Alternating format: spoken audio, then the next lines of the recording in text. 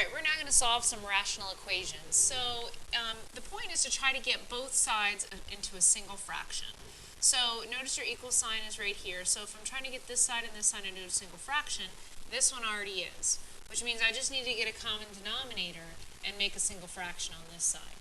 So to do that, notice x minus 1 and x minus 2 have nothing in common. So I'm just going to copy x minus 1 and x minus 2 down right here. So I'm going to multiply 4x times this, and then I'm going to multiply 5x times the x minus 1. And then again, it's still equal to 2 over. Now, you should also probably, since this side is factored, go ahead and factor this side as well. So if I look for two numbers that when I multiply I get 2 and add to get -3, that's going to be -1 and -2. Now, if you notice, now you have the same denominator. And not that you cross it out or anything goes away, but you know that no matter what x value you find, if you plug it in here and here, it's going to be the same. So I'm going to basically just cross those out, and I'm going to solve the top equation. So I'm going to go ahead and simplify when I rewrite it. So 4x times x is 4x squared. 4x times -2 is -8x. 5x times x is 5x squared. And -5x times -1 is +1. Now from there, I can just solve the equation, get everything on one side, and then factor. So 4x squared minus 5x squared is -x squared, minus 8x plus 1 equals 2. Now notice you have a -x squared here. It's probably easier if I get everything over to the other side, or I can get the 2 over here and change the sign of everything. It doesn't matter. So if I add x squared to both sides, and I add 8x to both sides, and I subtract 1 from both sides, these are all going to go to 0. And then I can't combine x squared with anything, I can't combine 8x with anything, but 2 minus 1 is +1.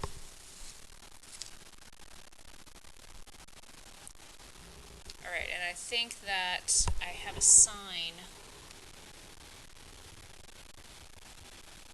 Alright, this should just be an 8x.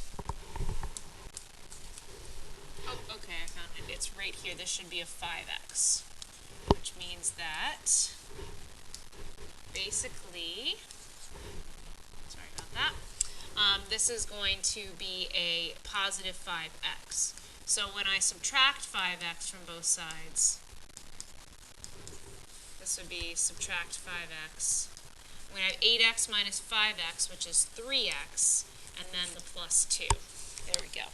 Okay, so I have x squared plus 3x plus 2. When I factor that, I get two numbers that when I multiply I get 2 and add to get 3, I have a +1 and a +2. So my solutions are actually going to be -1 and -2. Now, if you notice, now I have to go back and check these. So I have to plug them back in to see if I get a correct solution or not. Okay? So when I plug them in, I'm going to plug them into the original function. So 4 times -1 over -1 minus 1 minus 5 times -1 over -1 minus 2. Is that equal to 2 over -1 squared minus 3 times -1 and then +2? So I'm going to check this. Well, 4 times -1 is -4. -4 divided by -2 is going to be +2. And then 5 times -1 is -5. -5 divided by -3 is going to be +5/3. And then over here, is that equal to 2 over, that's a 2, over 1 plus 3 plus 2. And 1 plus 3 is 4, and then 4 plus 2 is 6. So is 2 minus 5/3 the same as 2/6? The answer is yes, they are. So you know that -1 is an okay solution. You're going to want to do the same thing with -2. So 4 times -2 minus 5 times -2. This is going to be over -2 minus 1. This is going to be over -2 minus 2. And again, is that equal to 2 over negative 2 squared minus 3 times negative 2 and then plus 2. You need to at least for your check show what you're plugging in. Okay, and that will turn out to be equal. Notice you don't have any bottom numbers that are going to be 0, and this one will work out fine.